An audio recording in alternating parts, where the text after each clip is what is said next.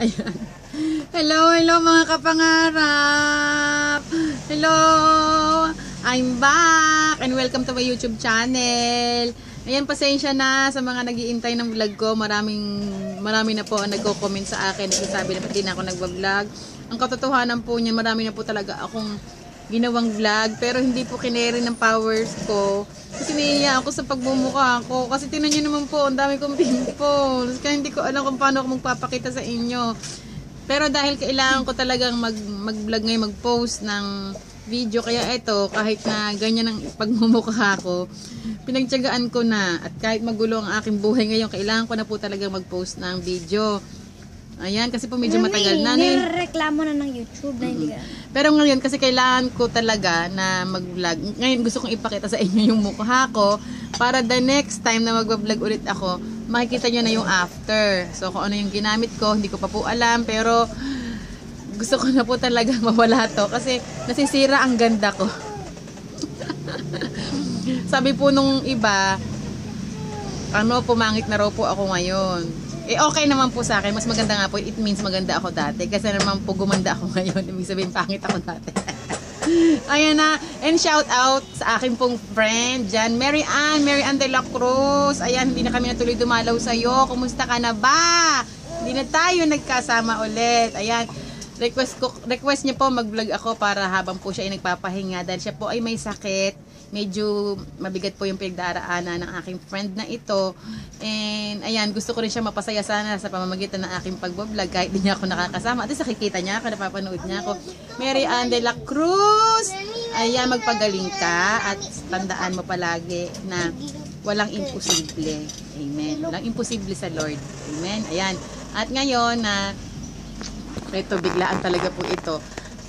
Sabi nga po nila, daw po hindi na ako nagbablog. Ang katotohanan is, bukod po sa aking tigyawat, sa aking mukhang ito, ang isang dahilan is wala naman po ako maisip na content. Baka po nagsasawa na kayo na ako'y puro daldal na lamang. Kaya ayoko na rin po sana. Tulungan nyo naman po ako. Mag-comment naman po kayo kung ano yung mga content na kailangan kong i-vlog, yung magugustuhan nyo. Alam nyo, maganda pa nga po yun na video ko dati na napag-anuhan ko rin din kasi nga po wala din po ako ma-vlog.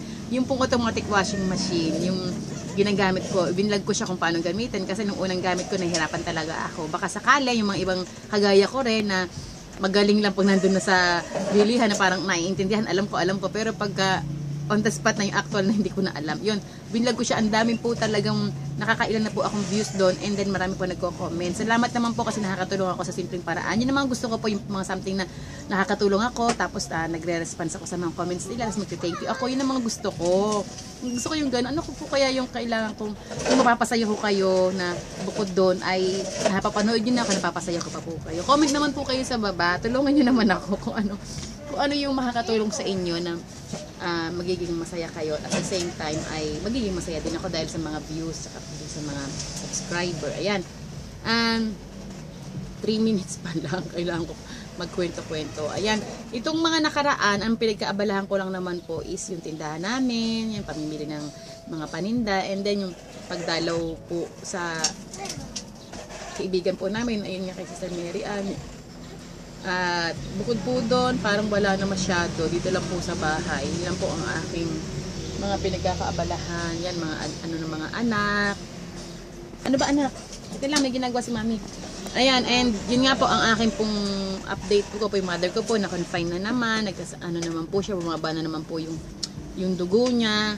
Kaya, praise God po kasi God will provide po talaga. Kahit wala po kami maitutulong na financial. Pero, na-provide naman po ni Lord yung gastusin namin. And kwento about ayan, dumalaw po rito yung kaibigan ko ng isang araw, nag-video kami, kumanta kami. Actually, iba-vlog ko po dapat yon kasi yun yung nagkantahan kami dalawa. Maganda naman po yung naging setup namin sa aming mga kalugan. Pero dahil po iba yung mukha ko nang parang sobrang itim na talagang grabe po. Kaya ayan, may ginamit po ako kahapon, pero hindi ko po muna sasabihin. At least gusto ko makita niyo po yung before and after nito. Pag talaga po naging effective sa akin, tsaka po ako vlog ulit kung paano yung ginawa ko. Sa ngayon, ito po muna. Pagtsagaan nyo na po yung aking face. Ayan. Tignan nyo naman po, di po ba? Sabi nga po nila, pumangit na ako. Okay lang, at least maganda ako dati. Ayan, and ano pa ba bang kwento? Wala na po akong makwento. Kailangan ko po talaga ng ano. Kailan po kaya? Kailan? Minsan po alam niyo po mga kapangarap, minsan talagang kinakatamaran ko na talaga. Kasi parang wala namang nangyayari, wala namang nakaka-notice sa akin, wala namang nagdadagdag ng ano ko, ng subscriber, wala namang natutuwa siguro sa akin, ilan lang. Yun po yung isang dahilan din. Ang sarap po pala sa pakiramdam kapag may dumadagdag talaga sa subscriber natin bigla-bigla isang araw. Sino to? Nalaman ako sinabihan. Bakit may nag-subscribe? Natutuwa talaga ako. Ang saya-saya. Ang saya talaga ng pakiramdam. Kaya mga kapangarap, tulungan nyo ako na i-share nyo sa iba na i-subscribe ako kasi iba yung feeling. Yun lang yung kabayaran ng aking yung aking pagkasakripisyo na mag-vlog. Ang sarap mag-vlog lalo na kapag yung merong kabuluhan. Yung may katulong, yung nakakatulong. Gusto ko nga yung parang tipo may tutulungan kang tao, tapos bablog mo sila, ganyan. Kaya lang wala pa po akong idea kung paano gagawin. Wala rin po akong cellphone na maayos na pwede kong gamitin. Yun po yung pangarap ko na hanap ako na matutulungan na hindi naman sa parang pagmamalaki ko na tumutulong ako, ganun. Pero yun yung part ko na parang yun yung way ko na makatulong at the same time may mga supporters din, may makakita tapos maano din sila na maging part ako ng pagtulong nila, gamitin nila ako para makatulong. Hindi ko po aanihin yung pagkakataon na makatulong po talaga. Hindi ko asasayangin yung pagkakataon na makatulong, lalo na sa mga kapwa po natin na nangangailangan po talaga. Ang dami po nangangailangan ng tulong ngayon. Kagaya po nung isang araw nagsabi yung kaibigan ko, meron po siya sinabi na kailangan ng tulong. Nag-ask po siya sa akin kung pwedeng hati kami dun sa hinihingi tulong. Sabi ko, wala namang problema. Sabi ko, ayun, yung parang ganon yung gusto ko na maging ng content ng vlog ko, yung pagtulong sa kapwa. Pero ngayon nga po, dahil hindi ako nakakaalis basta-basta dahil meron po akong tagtindahan, wala naman po akong katulong. Kasi mag-asawa lang po yung nagtitinda, kaya hindi ko rin po magawa.